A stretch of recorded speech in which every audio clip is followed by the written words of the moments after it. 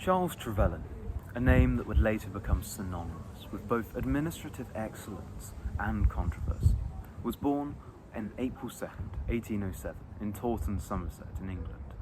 He was born into privilege, a fact that would profoundly shape his life. From an early age, Trevelyan displayed unsatiable curiosity and a sharp intellect, which he cultivated throughout his life. He embarked on his educational journey at Charterhouse School, an institution known for its academic rigour and discipline. Following this, he pursued his higher education at Christ Church, Oxford, a prestigious institution that would play a pivotal role in shaping his worldview. After successfully graduating from Oxford, Charles Trevelyan set his sights on a career in the civil service. His journey in public administration began in 1828, and he swiftly gained a reputation for his exceptional administrative prowess. His early career saw him working in various government departments, honing his skills and establishing a strong foundation for his future endeavours. However, it was 1840 that his career took a pivotal turn.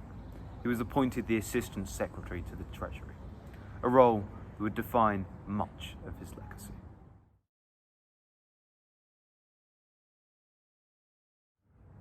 One of the most controversial and profoundly impactful chapters in Charles Trevelyan's career revolves around his role in the Irish potato famine of the 1840s. The Irish potato famine, often referred to as the Great Famine or the Great Hunger, was a period of unparalleled suffering and devastation for the Irish population. During this time, Charles Trevelyan was assigned the crucial task of administering relief efforts in Ireland, a task that would forever define his place in history. The Irish potato famine, caused by widespread failure of the potato crops, resulted in widespread starvation and death. At the time, Ireland was under British rule, and the British government was faced with a humanitarian crisis of catastrophic proportions.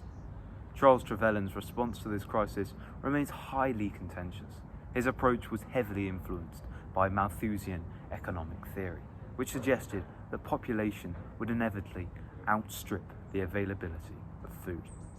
Trevelyan's policies during the famine were characterized by a degree of harshness and insensitivity that has sparked intense debate among historians and scholars throughout the ages. He implemented the work or starve policy, which required famine-stricken individuals to engage in labour in exchange for relief. While this approach aimed to address the economic challenges facing the British government, it was widely criticised for its lack of empathy towards the dire circumstances of the Irish population. Additionally, Trevelyan championed the Public Works Act, a programme that aimed to create employment opportunities for the starving Irish population through public work projects. While on the surface this initiative appeared well-intentioned, it came under scrutiny for its limited success in alleviating the suffering of the Irish and its significant administrative inefficiency. The controversial aspect of Trevelyan's response to the famine is not limited to the policies themselves, but also extends to his attitude and language. He famously referred to the famine as a mechanism for reducing surplus population, a sentiment that is still remembered and criticised even to this day.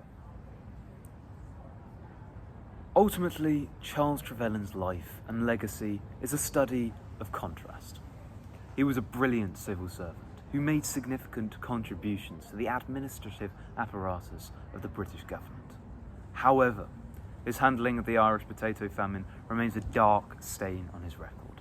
As we explore history, it's essential to understand the complexities of individuals like Charles Trevelyan and the impacts of their decisions, both positive and negative.